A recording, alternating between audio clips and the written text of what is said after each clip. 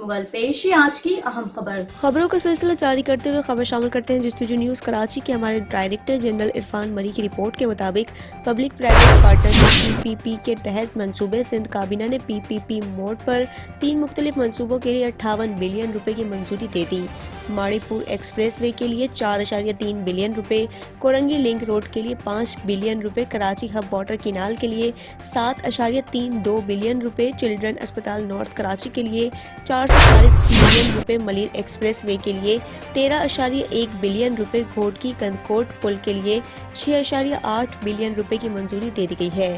یہ funds quality gap fund کے لیے استعمال ہوں گے۔ مزید خبروں اور اپڈیٹس کے لیے دیکھتے رہیے جستجو نیوز۔ ہمارا پیج لائک کیجیے، کمنٹس کیجیے اور سبسکرائب کر کے بیل آئیکن کو پریس کیجیے تاکہ ہر آنے والی نئی ویڈیوز آپ تک پہنچ سکے۔